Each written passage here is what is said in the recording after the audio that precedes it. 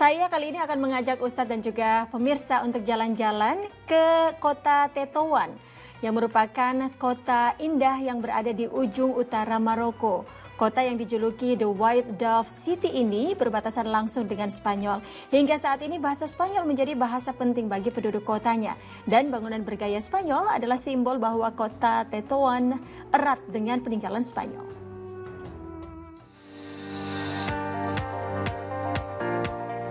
Perjalanan menelusuri kota Tétouan yang kaya sejarah, kita mulai dengan menelusuri pusat belanja masyarakat Tétouan. Madinah Jadidah ditandai dengan adanya istana raja dan bangunan bekas peninggalan Spanyol di tengahnya. Berjalan di Madinah Jadidah seperti sedang menelusuri jalan-jalan di Eropa, sebab bangunan dan toko-toko yang berjajar di sepanjang jalan bergaya Eropa. Selain Madinah Jadidah, di kota Tétouan juga terdapat pasar tradisional yang terlihat seperti lorong-lorong. Tempat ini bernama Madinah Kadimah. Di pasar tradisional ini, kita bisa menjumpai berbagai macam pernak-pernik khas Maroko. Dan bagi yang suka berwisata kuliner, tempat ini juga merupakan pilihan yang tepat. Jika ingin mencoba produk tradisional khas Maroko, maka minyak argan bisa menjadi pertimbangan. Minyak argan adalah minyak yang diperoleh dari biji pohon argan yang tumbuh secara alami di bagian barat daya Maroko. هو زيت الأرجان وهذه هي شجرة الأرجان تغرس فقط في المغرب في المغرب تعد من بين ال20 الأعشاب الموجودة في العالم للتجميل. Ada banyak penjual minyak argan di kota Tétouan. Tapi di Madinah Kadimah, kita bisa mendapatkan harga yang relatif lebih murah dibandingkan di tempat lain. Baik pemirsa, informasi tadi sekaligus menutup perjalanan kita pada kali ini. Saya Libat melaporkan dari Tétouan, Maroko. Sampai jumpa.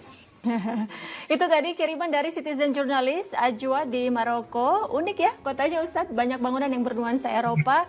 Nah Ustadz, kalau kita berjalan-jalan ke luar negeri begitu misalnya, ini kan tentu saja juga membuka wawasan kita dan juga melihat bagaimana perkembangan Islam di suatu daerah itu. Apakah memang perlu kita untuk menambah pengalaman dengan berjalan-jalan ke luar negeri untuk melihat bagaimana keindahan ciptaan Allah tentu saja?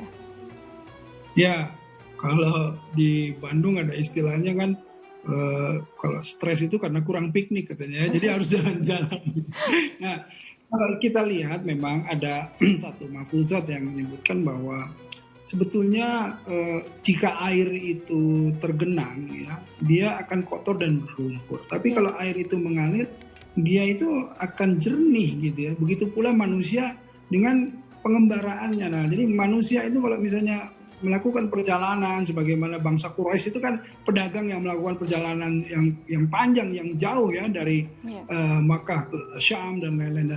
Di perjalanan tentu mereka akan kemudian banyak mendapatkan ilmu, banyak mendapatkan wawasan, dapat mendapatkan pengalaman-pengalaman yang berharga bagi kehidupannya. Nah, karenanya bahkan di sudut Papua saja ada satu kepercayaan ada satu keyakinan ya dari masyarakat bahwa dulu untuk mengangkat satu kepala suku itu adalah seseorang yang sudah melakukan perjalanan yang panjang, karena dengan melakukan perjalanan yang panjang dia menjadi bijaksana, kira-kira seperti itu. Nah, karenanya insya Allah ya kalau kita ini juga harus menjelajah ya, bukan hanya jalan-jalan ke tempat-tempat wisata, tapi juga menjelajah kitab-kitab, menjelajah wawasan kita, sejarah dan lain-lain, agar supaya kita itu memperkaya diri kita sendiri dengan wawasan dan insya Allah menjadi orang yang bermanfaat. Masya Allah, terima kasih penjelasannya, tausiahnya Ustadz. Dan Alhamdulillah terima kasih Ustadz Erik Yusuf yang sudah memberikan tausiahnya kepada kami dan para penonton Ajwa TV. Terima kasih juga kepada Anda, para pemirsa Ajwa TV yang sudah menyaksikan Muslim Update. Saksikan selalu program Muslim Update di Ajwa TV setiap hari. Saya Utri Farza pamit. Wassalamualaikum warahmatullahi wabarakatuh.